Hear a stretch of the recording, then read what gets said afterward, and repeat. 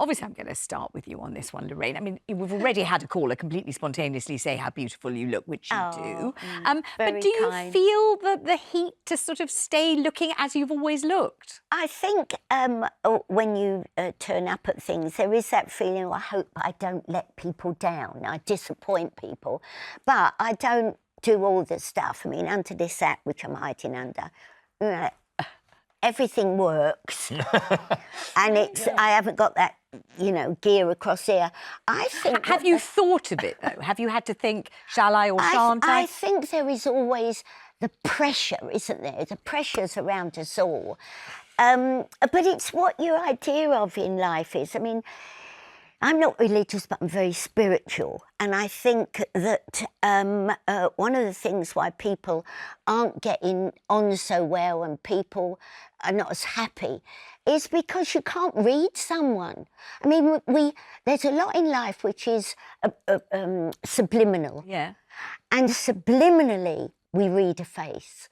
And if it doesn't move, you can't see what it thinks. And we cannot see who these people are. I think that's a very good point, actually. And I really do. It's become a mask rather than a face. I think that's a great point. And it's becoming where you walk along the street, you get on the bus, you see people, you're not getting that energy and that... And some people now, I mean, they don't even look at you when they pass you in the street. What has happened to people? You've got to cross-pollinate because that's where we get our energy from. We're going to show a picture of you. This is a picture of you, I imagine, from this... Oh, look at you there. Brilliant. Gosh, 1979. Wow. Oh, gosh.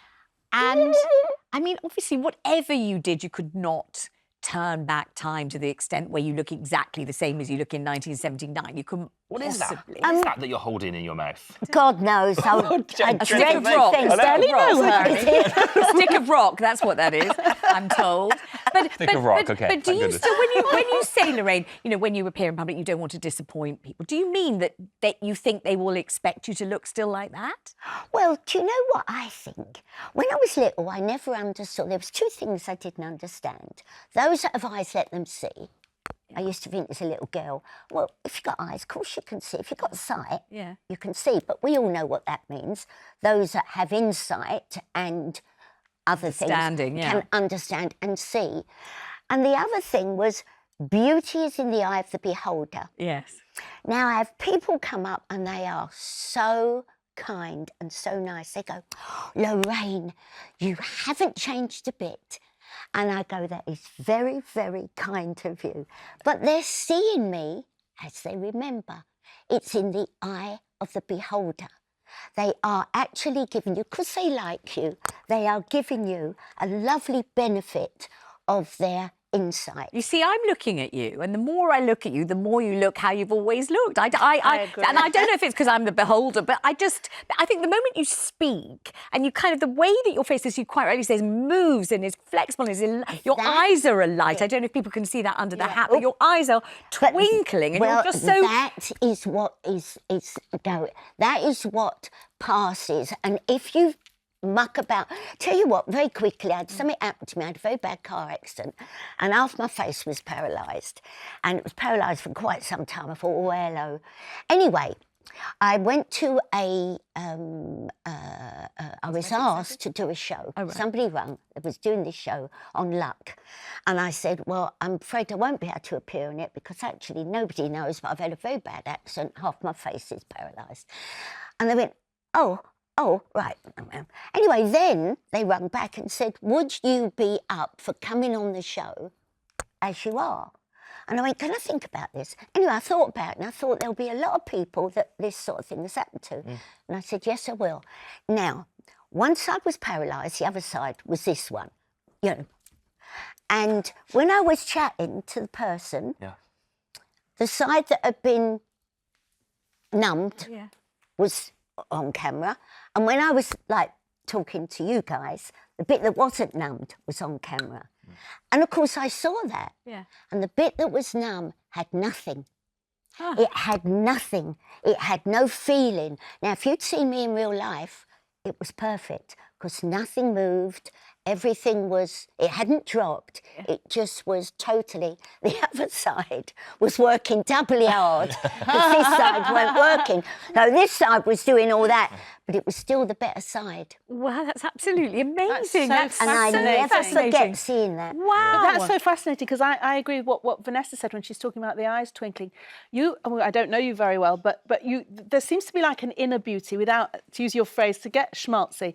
There is something, a willingness to grab things, to live, to be vital. And I think that's a very beautiful thing because you see a lot of people who have tweakments, as they call them, and they're inherently miserable. And I don't just mean because their face is frozen.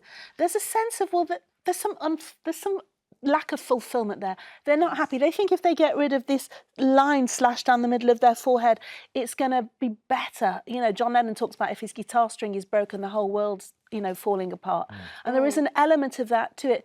In answer to the question, there is definitely a pressure because there's a lot of commercial interest in that. It's a huge industry. Yeah. And what's happening is, certainly having brought up, like yourself, Vanessa, as was our girls as teenagers, certainly now, they can't take a picture without, doing the pose. They can't just smile And at the filtering, camera. without posing, lighting, filtering. 100%.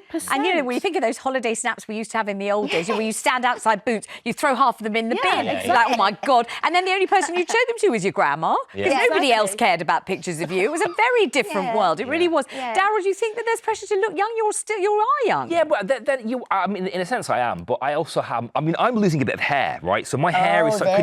So you see, my hair is sort of receding a little bit here, and I'm getting a little bit of a bald patch on the top of the. I think we got a picture of your hair. Oh, we have. Oh my gosh, he's showing the top of his. This is how you used to look. Look at that hair. Look at that barnet. I would Lorraine. kill for that. What a hair. barnet. Yes. God, Yeah, I must You have look been, like a rock star. I think I was there. 19. I was 19. That was my first ever radio station picture. When you join a radio station and they take a picture of you. Oh my God, what was that scarf? What was I doing? But Terrible. Can I ask Baby anyway. Can I ask our resident bloke a controversial question? Yeah. If you had do you actually, when you see these women, no names, but with the bee-stung lips and the frozen foreheads, or the artificially enhanced figure, do you think, oh gosh, she is gorgeous? If you can spot that it's artificial, that is, do you see that as? I know you're not representation of all men, but do you see it as a thing of beauty when they're plastic? I totally understand the question. It's something I've considered. Absolutely not. No. I mean, it does nothing. I mean, I don't know. Maybe it does for other men. And it's interesting. Some men do like it. They actively they like do. it. And if you watch, and I certainly do things like Love Island, I do watch it. My parents aren't alive to tell me off anymore, so I do watch it. As my father would have said for this, you went to Cambridge. But anyway, I do watch it. And there are lots of blokes there who say that's what I like: a big pair of enhanced boobs. I like that look like your Lady Garden, but stuck in the middle of your face. And they do. They actually like it. They like it. Let's go to Emma, who's on the line in London. Thanks for ringing, Emma. Hi there. Hiya. I think that women put a lot of pressure. Yeah. The only thing that we need to do is put factor 50 sun cream on so that we don't get our skin damaged and that in the sun. We look a lot younger.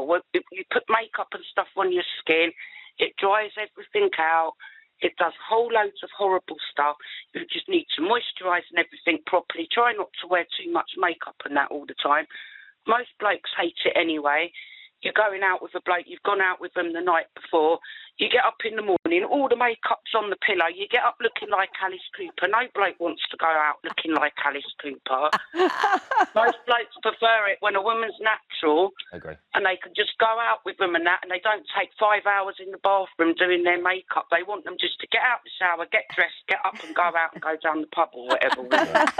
I think that's with true. Emma. I think people are sold this idea that men like women to be a certain way and the lips and stuff. Yeah. And I honestly, I can tell you, I can speak from my own experience, but also I think most of the people that I know as well, we don't. I much prefer, and not that this is what really counts, but if I am to look at someone and decide whether or not I find them attractive, the more natural, the more them you are, more than how you look, and I'm attracted to far much more than how you look. Also, what's going on up here, my late mother used to say, and she was very girlish, and she did keep out the sun. She always had beautiful skin, soft skin like yours, Lorraine.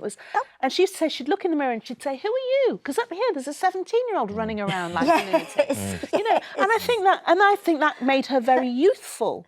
You know, as opposed to, well, like you say, I've put this mask here. There's no life experience coming through. There's no enjoyment. Where's the joy? You've got to have that lovely energy coming through, positive energy, and give away your energy. Give it. Absolutely. Your roses and your energy, absolutely, and your jokes and everything. Right. Absolutely. I agree with every word of that.